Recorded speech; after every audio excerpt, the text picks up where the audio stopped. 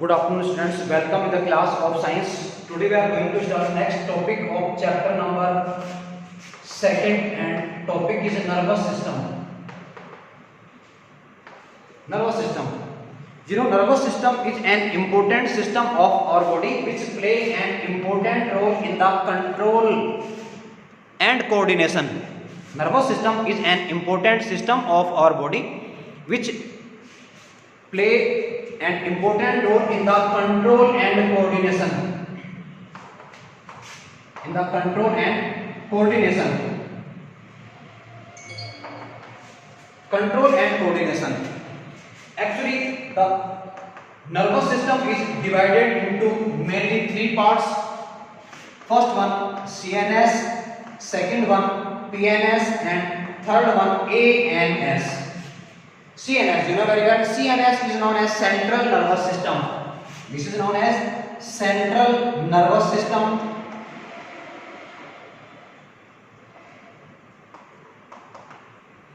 PNS is known as peripheral nervous system, while ANS is known as autonomous nervous system. The nervous system is composed of various neurons, and we can say neurons are the structural and functional unit of our nervous system, which are helpful in the convey of signals from one part to the brain and brain to the part of the body.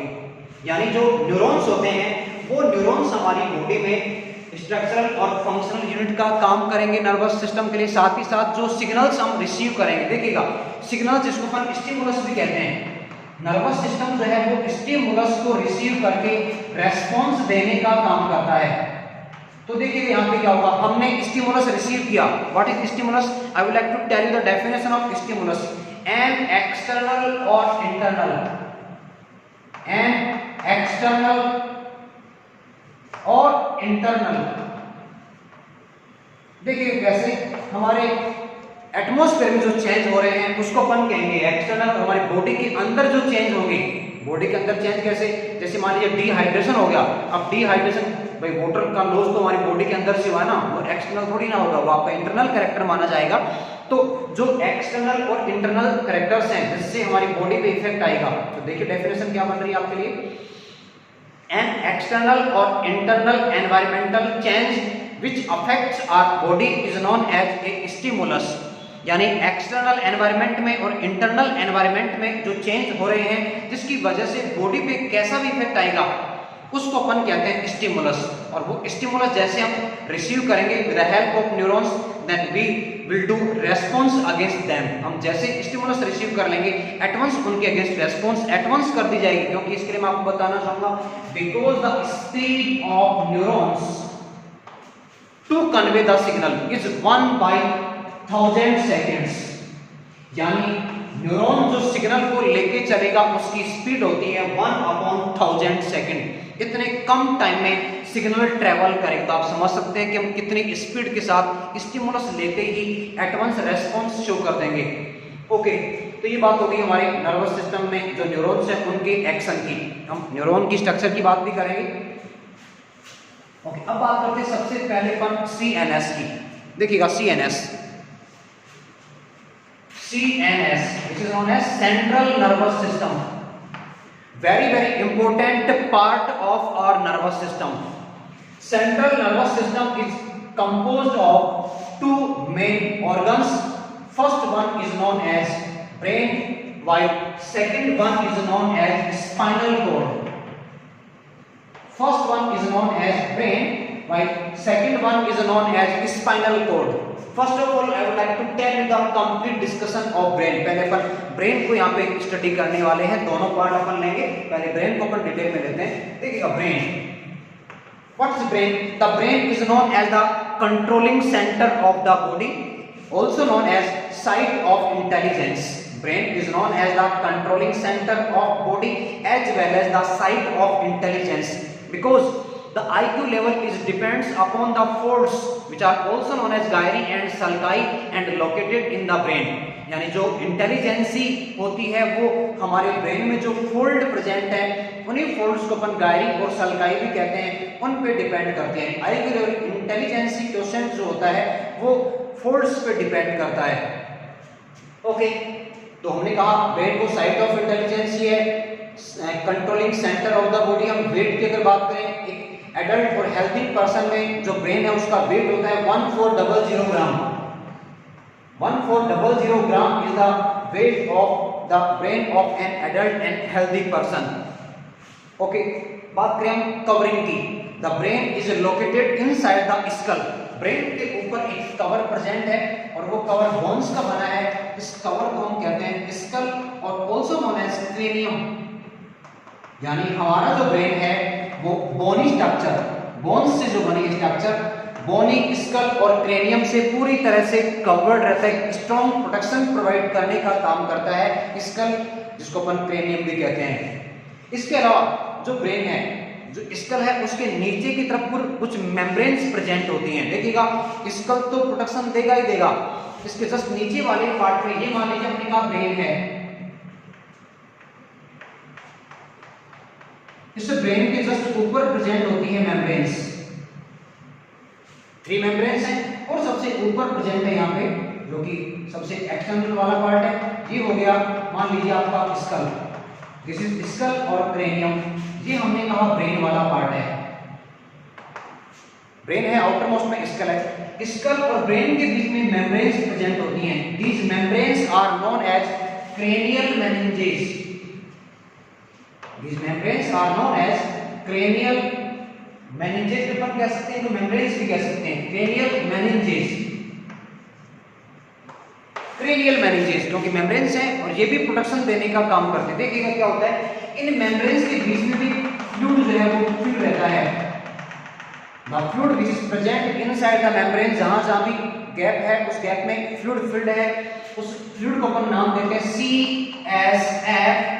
This is known as cerebrospinal fluid. और ये जो fluid है ये brain को internal shock से बचाने में protection देने का काम करता है। यानी अगर मान लीजिए इंजरी स्कल तक आ गई है, तो स्कल के बाद अगर वो इंजरी बहुत ज्यादा है और अगर ब्रेन तक पहुंच सकती है, तो उस शॉक को, उस इंजरी को एब्जॉर्ब कर लिया जाता है क्रेनियल मेनिंजेस और CSF फ्लूइड के थ्रू। मान लीजिए बहुत ज्यादा इंजरी, अगर स्कल रप्चर हो गया है, स्कल डैमेज हो गया है, तो कंडीशन काफी क्रिटिकल हो जाती है। उस केस में ब्रेन का बच पाना नामुमकिन सा होता है। अगर स्कल पूरी तरह डैमेज हो, क्यों बोनी स्ट्रक्चर है, वो कवर अगर डैमेज हो गया है, तो ब्रेन आप समझ सकते हैं कैसे बचेगा। इंजरी, सिंपल इंजरी, मान लीजिए चोट लगी, आप ऊपर से गिरे हैं और गिरने पर भी अगर इंजरी, मान लीजिए कोई हार्ड पार्ट नहीं था जहां पे आप गिरे हैं, पार्ट सॉफ्ट था, तो सॉफ्ट पार्ट होने की वजह से इंजरी स्कल में लगेगी, वो इंजरी आगे भी पास हो सकती है, लेकिन उस आगे पास होने वाली इंजरी को क्रेनियल मेम्ब्रेन जो है वो एब्जॉर्ब कर लेती है, इसलिए वो जो शॉक है, जो इंजरी है, ब्रेन तक नहीं पहुंच पाता है। ब्रेन आपका कंप्लीटली मस्कुलर स्ट्रक्चर है, मसल से बना है, न्यूरॉन्स तो यहाँ होंगे ही होंगे, ब्लड वेसल्स भी यहाँ पे प्रेजेंट होते हैं, ये सब मिलकर हमारी ब्रेन के स्ट्रॉन्ग स्ट्रक्चर बनाने का काम करते हैं। तो ये तो एलिमेंट्री आइडिया हो गया ब्रेन का। अब ब्रेन को भी क्लासीफाई किया गया है, ब्रेन को भी क्लासीफाई किया गया है। देखिएगा ब्रेन किस तरह से क्लासीफाई किया गया है। Brain is divided into 3 major parts. 3 major parts are here for brain. देखिएगा, first part is known as forebrain. First part of brain is known as forebrain. Second part is known as mid brain, while third part is known as hindbrain.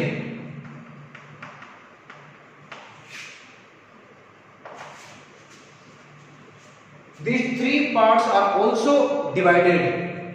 For example, forebrain contains 2 major parts. Forebrain contains 2 major parts. First one, cerebrum. First one, cerebrum. Cerebrum forms more than 80% part of the total brain. Total brain की बात कर रहे हैं, forebrain नहीं, total जो brain है उसका 80% part हमारा सेरिब्रम बनाता है। इसके साथ साथ सेरिब्रम की 2 लोब्स होती हैं। Cerebrum is composed of 2 lobes. These 2 lobes are known as cerebral hemisphere. जो lobes हैं उनको हम नाम देते हैं cerebral hemisphere. The cerebrum controls the all voluntary actions of the body. It controls all voluntary actions of the body. जितनी भी voluntary actions हैं उनको कंट्रोल करने का काम करता है हमारा जो सेरेब्रम है वो वाला part. Second part of forebrain is known as, you know very well, hypothalamus.